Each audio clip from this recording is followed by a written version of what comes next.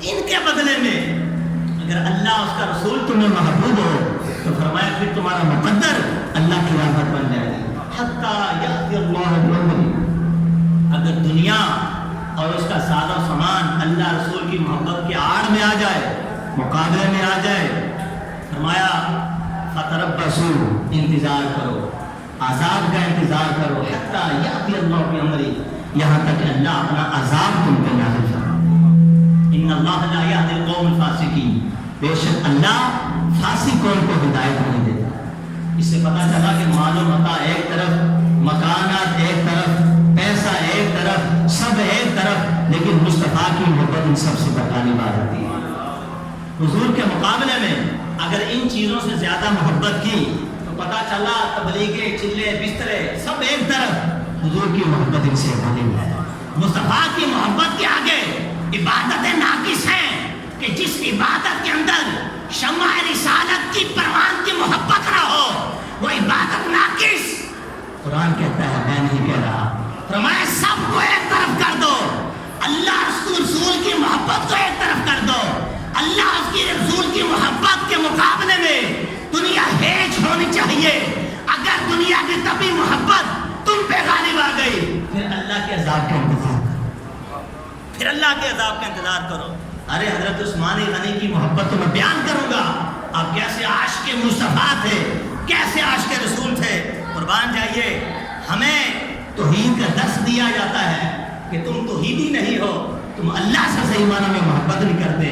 حالانکہ ایمان والوں کی شان اور اب خود قرآن میں ذکر فرماتا ہے والذین آمنوا اشد حبا للہ، فرمایا جو ایمان والے ہیں وہ سب سے زیادہ اللہ سے محبت کرتے ہیں، کیونکہ وہی مسجود ہے، وہی معبود ہے، وہی مطلوب ہے، وہی مقصود ہے. ارے اگر کسی مومن کے دل میں سب سے زیادہ محبت کرنے کی جگہ خالی ہے وہ رب قدیر کے لیے جگہ خالی ہے. ایمان والا سب سے بڑھ کر محبت کرتا ہے، اللہ سے محبت کرتا ہے. اور بعض کہتے ہیں محبت کرنی اللہ ہی کے لیے چاہیے، یعنی اللہ ہی سے. ایک ہوتا ہے اللہ سے بھی کرو، ایک ہے اللہ ہی سے اور کسی سے نہیں. اللہ ہی سے محبت کرو.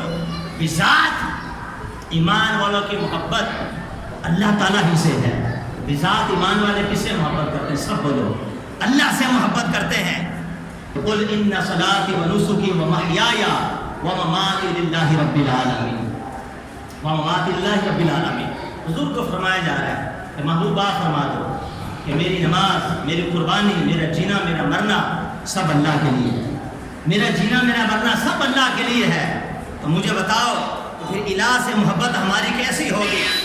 ہماری جان الہ کے لیے ہے. سب بولو ہماری جان الہ یعنی اللہ کے لیے. ہماری جان الہ کے لیے ہے، ہمارا ایمان الہ کے لیے ہے، ہماری پہچان الہ کے لیے ہے، ہماری عبادت الہ کے لیے ہے، ہماری نسبت الہ کے لیے ہے. ارے ہماری سنگت الہ کے لیے ہے، ہماری عبادت الہ کے لیے ہے، ہماری پہچان، ہماری عزت، ہمارا سب کچھ الہ کے لیے ہے. کیونکہ الہ نے ہمیں پیدا کیا، وہ ہمارا خالق حقیقی ہے. تو انسان بالذات سب سے بڑھ کر کسی سے محبت کرتا ہے وہ خالق کائنات کی ذات ہے، وہ خالق کائنات کی ذات ہے. بذات انسان اللہ ہی سے محبت کرتا ہے. اور میں قربان جاؤں، کیا مرتبہ، کیا مقام ہے نبی پاک علیہ الصلوۃ والسلام کا. اس کائنات کے اندر الفاظ پہ غور کیجیے گا، ایک ایک لفظ پہ غور. اس کائنات کے اندر اگر کوئی شے لائق ہے تو وہ شاہکار قدرت ہے. اس کائنات کے اندر اگر کوئی شے لائق کے تکریم و تعظیم ہے تو وہ شاہکار قدرت ہے. اور شاہکار قدرت ہے محمد رسول اللہ کے ساتھ ہے. جو اللہ کی قدرت کے شاہکار ہیں وہ محمد رسول اللہ کی ذات ہے.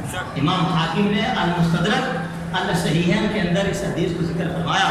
جب آدم علیہ السلام سے نبی اللہ نے معاف فرما دیا، انہوں نے امام الانبیاء حضرت محمد رسول اللہ صلی اللہ علیہ وسلم کے وسیلے سے دعا کی، اللہ نے معاف فرما دیا. اور مختصر یہ فرمایا، اے آدم اگر محمد صلی اللہ علیہ وسلم کو پیدا نہ کرتا، نہ تجھے پیدا کرتا، نہ تیری اولاد کو پیدا کرتا. ہائے ہائے، پتہ چلا کہ جس کے وسیلے سے سارا جہاں پیدا ہو وہ خود کتنا قیمتی ہوگا. جس کے وسیلے سے